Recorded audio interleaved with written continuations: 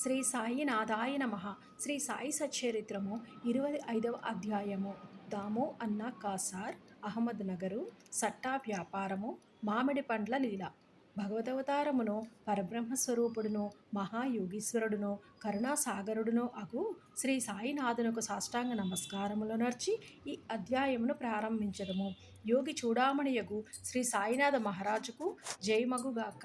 సమస్త శుభములకు నిలయము మన ఆత్మారాముడు భక్తుల పాలిట ఆశ్రయదాత అగు సాయికి జయమగుగాక. జీవితాశయమును పరమావధిని గాంచిన బాబాకు ప్రణామములు. సాయిబాబా ఎల్లప్పుడూ కరుణాపూర్ణులు. మనకు కావలసినది వారి యందు మనఃపూర్వకమైన భక్తి. భక్తులకు స్థిరమైన నమ్మకము, పూర్ణ భక్తి ఉన్నప్పుడు వారి కోరికలన్నీయును శీఘ్రముగా నెరవేరును. హేమట్ పంతు మనసునందు బాబా జీవిత లీలలను వ్రాయు కోరిక జనించగానే బాబా వెంటనే అతనిచే వ్రాయించెను. సంగ్రహముగా సంగతులను వ్రాసుకొనుమనియు బాబా ఆజ్ఞ ఇచ్చిన వెంటనే హేమట్ పంతుకు ప్రేరణ కలిగి గ్రంథరచనకు కావలసినటువంటి బుద్ధి, శక్తి, ధైర్యము కలిగి దానిని ముగించెను. దానిని వ్రాయు యోగ్యత మొదట అతనికి లేకుండెను. కానీ బాబా దయాపూరితమగు ఆశీర్వచనములచే దానినతడు పూర్తి చేయగలిగెను. ఈ విధముగా సచ్చరిత్ర సిద్ధమైనది. అది ఒక చంద్రకాంత మణి వంటిది. దాని నుంచి సాయిలీలలను అమృతము స్రవించును. దానిని చదువరులు మనసారా త్రాగవచ్చును. భక్తులకు సాయి యందు పరిపూర్ణమైన హృదయపూర్వకమగు భక్తి కలిగినప్పుడు దుఃఖముల నుంచి, అపాయముల నుంచి బాబా కాపాడి రక్షించుచుండెను. వాని యోగక్షేమములు బాబా చూచుచుండెను. అహ్మద్ నగరు నివాసియగు, ప్రస్తుతం పూనావాసి దామోదర్ సావల్ రామ్ రాసనే కాసార్ ఉరఫ్ దాము అన్న కథ పైన పేర్కొన్న వాక్యములకు ఉదాహరణములుగా దిగువ ఇవ్వబడినది. దాము అన్న దామోదర్ సావరిరామ్ రాసనే. 6వ అధ్యాయములోని శ్రీరామనవమి ఉత్సవము సందర్భమున ఇతనిని గూర్చి చెప్పితిమి. చదువరులు దానిని జ్ఞప్తి ఎందుంచుకునియే యుందురు. అతడు 1897వ సంవత్సరమున శ్రీరామనవమి నాడు ఉరుసు ఉత్సవం ప్రారంభించినప్పుడు షిరిడీకి పోయెను. అప్పటి నుంచి ఇప్పటి వరకు అలంకరించిన పతాకమొకటి కానుకగా నిచ్చుచున్నాడు. అదీనూ కాక ఉత్సవమునకు వచ్చు బీదలకు అన్నదానము చేయుచున్నాడు. అతని జట్టి వ్యాపారములు ప్రత్తి. బొంబాయి స్నేహితుడొకడు దాము అన్నాకు ప్రత్తితోని జట్టి వ్యాపారము చేసి భాగస్వామిగా సుమారు 2 లక్షల రూపాయల లాభము సంపాదించవలెననియు వ్రాసెను. వ్యాపారం లాభదాయకమైనదనియు ఎంత మాత్రము ప్రమాదకరము కాదనియు కనుక అవకాశం పోగొట్టుకొనవలదనియు అతడు వ్రాసెను. దాము అన్న ఆ బేరమును చేయుటయా మానుటయా అను ఆందోళనలోని పడెను. జట్టి వ్యాపారమును చేయుటకు వెంటనే నిశ్చయించుకొనలేకుండెను. దానిని గూర్చి బాగుగా ఆలోచించి తాను బాబా భక్తుడగుటచే శ్యామకొక జాబు సవివరముగా వ్రాసి బాబానడిగి వారి సలహాను తెలుసుకొనమనను. ఆ మరుసటి దినము ఆ ఉత్తరం శ్యామకు ముట్టెను. శ్యామ దానిని తీసుకుని మసీదునకు పోయెను. బాబా ముందర పెట్టెను. బాబా ఈ కాగితమేమనియు అడిగెను. సమాచారమేమనేను.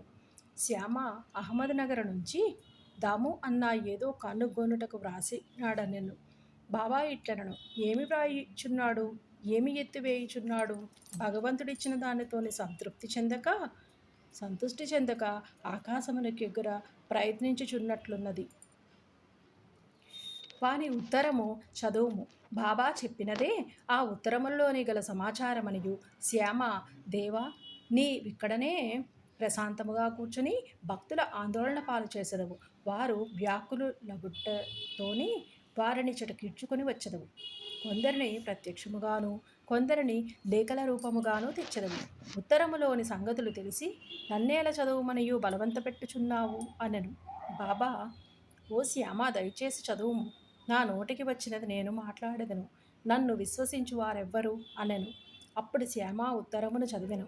బాబా జాగ్రత్తగా విని కనికరముతోని ఇట్లనను. సేటుకు పిచ్చి ఎత్తినది. అతని గృహమందే లోటు లేదనియూ వ్రాయుము. తనకున్న సగము రొట్టెతోని సంతుష్టి చెందుమనియూ వ్రాయుము. లక్షలు ఆర్జించుటకు ఆయాసపడవద్దనియూ చెప్పుము. శ్యామ జవాబు పంపెను. దాని కొరకు ఆతురతతోని దాము అన్నా కనిపెట్టుకుని ఉండెను. జాబు చదువుకుని అతడు తన ఆశ అంతయును అడియాస అయినదని అనుకొనును. కానీ స్వయముగా వచ్చి మాట్లాడుటకు ఉత్తర వ్రాయుటకు భేదము కలదనియు శ్యామ వ్రాయుటచే తానే స్వయంగా షిరిడీకి వెళ్ళి బాబాతోని స్వయముగా మాట్లాడవలయుననియు అనుకొనెను. అందుచే షిరిడీ వెళ్ళెను. బాబాకు నమస్కరించెను. బాబా పాదములను ఒత్తుచూ కూర్చుండెను. అతనికి బాబాను బహిరంగముగా జట్టి వ్యాపారం గూర్చి అడుగుటకు ధైర్యము చాలకుండెను. బాబా సహాయపడినచోని వ్యాపారములోని కొంత లాభము బాబాకిచ్చినచో బాగుండుననుకునెను. ఇట్లు రహస్యముగా దాము అన్న తన మనస్సును అనుకొనెను. బాబాకు తెలియనిదేమీనూ లేదు. అరచేతినున్న ఉసిరికాయ వలె భూత భవిష్యత్ వర్తమానములు కూడా బాబా తెలిసినవారు. బిడ్డకు తీపి వస్తువులు కావలయును, కానీ తల్లి చేదు మాత్రలిచ్చును. తీపి వస్తువులు ఆరోగ్యమును చెరచును, చేదు మాత్రల ఆరోగ్యమును వృద్ధి చేయును. తల్లి తన బిడ్డ యొక్క మేలును కాంక్షించి ఉజ్జగించి చేదు మాత్రలే ఇచ్చును. బాబా దయగల తల్లి వంటి వారు తన భక్తుల భవిష్యత్తు వర్తమానముల యొక్క లాభములను గూర్చి బాగుగా తెలిసినవారు. తాము అన్న మనసును కనిపెట్టి బాబా ఇట్లనను: ప్రపంచ విషయములలోని తగులుకొనుటకు నాకిష్టము లేదు.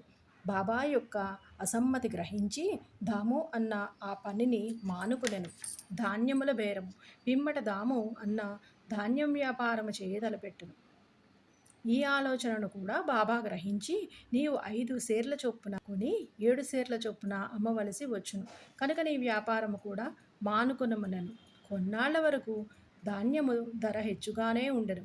కానీ 1 మాసము 2 మాసములు వర్షములు విశేషముగా కురిసెను. ధరలు హఠాత్తుగా పడిపోయెను. ధాన్యములు నిల్వ చేసిన వారెల్లరూ నష్టపడిరి. ఈ దురదృష్టము నుంచి దాము అన్న కాపాడబడెను. ప్రతి జట్టి వ్యాపారము కూడా కూలిపోయెను. ఆ దళారి ఇంకొక వర్తకుని సహాయముతోని వ్యాపారము చేసెను. మదుపు పెట్టిన వారికి గొప్ప నష్టం వచ్చెను. బాబాతనను 2 సార్లు గొప్ప నష్టముల నుంచి తప్పించిననియు దాము అన్నకు బాబా ఎందుగల నమ్మకము హెచ్చెను. బాబా మహాసమాధి చెందు వరకును వానికి నిజమైన భక్తుడుగా ఉండెను. వారి మహాసమాధి పిమ్మట కూడా ఇప్పటి వరకును భక్తితో ఉన్నాడు. ఆమ్రలీల మామిడి పండ్ల చమత్కారము.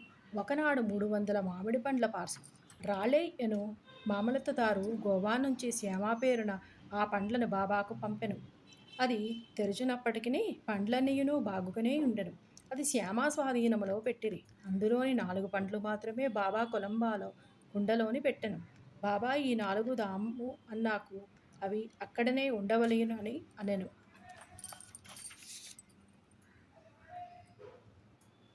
దాము అన్నాకు 2 భార్యలు కలరు. కానీ అతనికి సంతానము లేకుండెను. అనేక జ్యోతిష్కులను సంప్రదించెను. అతడు కూడా జ్యోతిష్యమును కొంతవరకును చదివెను. తన జాతకములోని దుష్టగ్రహ ప్రభావం ఉండుటచే అతనికి సంతానము కలుగు అవకాశము లేదనుకొనెను. కానీ అతనికి బాబా యందు మిక్కిలి నమ్మకము కలదు. మామిడి పండ్లు అందిన 2 గంటలకు అతడు షిరిడీకి చేరి బాబాకు నమస్కరించుటకు పోగా బాబా ఇట్లనను: అందరూ మామిడి పండ్ల వైపు చూచుచున్నారు, కానీ అవి దాము కొరకుంచినవి, కావున అవి దామ్యా తిని చావవలెను. దాము ఈ మాటలు విని భయపడెను. కానీ మహల్సాపతి బాబా ముఖ్యభక్తుడు దానినిట్లు సమర్థించెను: చావమనునన్నది అహంకారమును గూర్చి, దానిని బాబా ముందు చంపుట యొక్క ఆశీర్వాదము. బాబా అతనితోని ఇట్లనను: నీవు తినవద్దు, నీ చిన్న భార్యకిమ్ము. ఈ ఆమ్రలీల ఆమెకు 4 కొడుకులను 4 కుమార్తెలను ప్రసాదించెను. తాము ఆ ప్రకారమే చేసెను. కొంతకాలమునకు బాబా మాటలు నిజమాయెను, జ్యోతిష్కుని మాటలు ఉత్తవాయెను. బాబా మాటలు వారి సమాధికి పూర్వమే గాని ఇప్పుడు కూడా వారి మహత్యమును స్థాపించుచున్నవి. బాబా ఇట్లనను: సమాధి చెందినప్పటికీ నా సమాధిలో నుండి నా ఎముకలు మాట్లాడును. అవి మీకు ధైర్యమును విశ్వాసమును కలిగించును. మనఃపూర్వకముగా నన్ను శరణుజొచ్చిన వారితోని నా సమాధి కూడా మాట్లాడును. వారి వెన్నంటి కదులును. నేను మీ వద్ద ఉండనేమో అని మీరు ఆందోళన పడవద్దు. నా ఎముకలు మాట్లాడుచు మీ క్షేమమును కనుగొనుచుండును. ఎల్లప్పుడూ నన్నే జ్ఞప్తి ఎందుంచుకొనుడు. నాయందే మనఃపూర్వకముగను హృదయపూర్వకముగను నమ్మకముంచుడు. అప్పుడే మీరు మిక్కిలి మేలు పొందెదరు. హేమాడ్ పంతు ఈ అధ్యాయమునొక ప్రార్థనతోని ముగించుచున్నాడు. ప్రార్థన: ఓ సాయి సద్గురు, భక్తుల కోరికలను నెరవేర్చు కల్పవృక్షమా, మీ పాదములను ఎప్పటికీ మరవకుందుముగాక. మీ పాదములను ఎప్పుడునూ చూచుచుండెదము గాక. ఈ సంసారమున నే చావు పుట్టుకలచే మిక్కిలి బాధ పడుచుంటిమి. ఈ చావు పుట్టుకల నుంచి మమ్ము తప్పించుము. మా ఇంద్రియముల విషయములపై పోనీయకుండా అడ్డుకొనుము. మా దృష్టిని లోపలకు మరల్చి ఆత్మతోని ముఖాముఖి చేయుము. ఇంద్రియములు మనసు బయటకు పోవు నైజము నాపనంత వరకును ఆత్మ సాక్షాత్కారమునకు అవకాశము లేదు. అంత్యకాలమున కొడుకు గాని భార్య గాని స్నేహితుడు గాని ఉపయోగపడరు. నీవే మాకు ఆనందమును మోక్షమును కలుగజేసెదవు. వివాదముల యందు దుర్మార్గపు పనుల యందు మాకు గల ఆసక్తిని పూర్తిగా నశింపజేయుము. నీ నామస్మరణము చేయుటకు జిహ్వ ఉత్సహించుగాక. మా ఆలోచనలను అవి మంచివే అగుగాక చెడ్డవే అగుగాక తరిమివేయుము. మా గృహములను శరీరమును మరచునట్లు చేయుము. మా అహంకారమును నిర్మూలించుము. నీ నామమే ఎల్లప్పుడూ జ్ఞప్తి ఎందుండు నటుల చేయుము. తక్కిన వస్తువులన్నింటినీ మరచినట్లు చేయుము. మనశ్చాంచల్యమును తీసివేయుము. దానిని స్థిరముగా ప్రశాంతముగా నుంచుము. నీవు మమ్మల్ని గట్టిగా పట్టి ఉంచినచో ఆ అజ్ఞానాంధకారము నిష్క్రమించును. నీ వెలుతురు నందు మేము సంతోషముగా నుండెదము. మమ్మల్ని నిద్ర నుంచి లేపుము. నీ లీలామృతము త్రాగు భాగ్యము నీ కటాక్షము చేతను గత జన్మల్లోని మేము చేసిన పుణ్యము వలనను కలిగినది. నోటు దాము అన్న ఇచ్చిన వాంగ్మూలము ఈ సందర్భమున గమనింపదగినది. ఒకనాడు అనేక మందితోని నేను కూడా బాబా పాదముల వద్ద కూర్చుని ఉన్నప్పుడు నా మనసున 2 సంశయములు కలిగెను. ఈ రెంటికి బాబా ఇట్లు జవాబిచ్చెను. సాయిబాబా వద్ద అనేక మంది గుమికూడి ఉన్నారు. వారందరూ బాబా వలన మేలు పొందెదరా? దీనికి బాబా ఇట్లు జవాబిచ్చెను. మామిడి చెట్ల వైపు పూత పూసినప్పుడు చూడుము, పువ్వులనియును పండ్లు అయినచో ఎంత మంచి పంట అగును. కానీ అట్లు జరుగునా? పువ్వుగానే చాలా మటుకు రాలిపోవును. గాలికి కొన్ని పిందెలు రాలిపోవును, కొన్ని మాత్రమే మిగులును. ఇది నా గురించి అడిగినది. బాబా భౌతిక శరీరం విడిచిన పిమ్మట నా జీవితం అనే ఓడని ఎట్లు నడపగలను? అది ఎటో కొట్టుకొని పోవునా? అయినచో నా గతి ఏమి? దీనికి బాబా జవాబెట్లు ఇచ్చెను. ఎక్కడైనను ఎప్పుడైనను నా గురించి చింతించినచో నేనక్కడనే ఉండెదను. 1918కి ముందు వారి వాగ్దానం ప్రకారము వారు నెరవేర్చుచుండిరి. 1918 తరువాత కూడా నెరవేర్చుచున్నారు. ఇప్పటికీ నాతోనే ఉన్నారు. ఇప్పటికీ నాకు దారి చూపుచున్నారు. ఇది 1910, 11 కాలముల్లోనే జరిగెను. నా సోదరులు వేరుపడిరి. నా సోదరి కాలధర్మమునందెను. దొంగతనము జరిగెను. పోలీసు విచారణ జరిగెను. ఇవన్నీను నన్ను కల్లోలపరిచినవి. నా సోదరి చనిపోగా నా మనసు వికలమయ్యెను. నేను జీవితమును సుఖములను లక్ష్యపెట్టలేదు. నేను బాబా వద్దకు పోగా వారు ఉపదేశముతోని శాంతింపచేసి అప్పాకులకర్ని ఇంటిలోని బొబ్బట్లతోని విందుగా వించిరి. నా నుదుట చందనమును పూసిరి. నా ఇంటిలోని దొంగతనము జరిగినది. నాకు 30 సంవత్సరముల నుంచి ఒక స్నేహితుడుండెను. అతడు నా భార్య యొక్క నగలపెట్టె దొంగిలించెను. అందులో శుభమగు సత్తు నాసికాభరణం ఉండెను. బాబా ఫోటో ముందేడ్చితిని. ఆ మరుసటి దినమే ఆ మనిషి నగలపెట్టెను తిరిగి ఇచ్చివేసి క్షమాపణ కోరెను. శ్రీ సాయి నాథాయ నమః. 25వ అధ్యాయము సంపూర్ణము. సద్గురు శ్రీ సాయి నాథార్పణమస్తు. శుభం భవతు.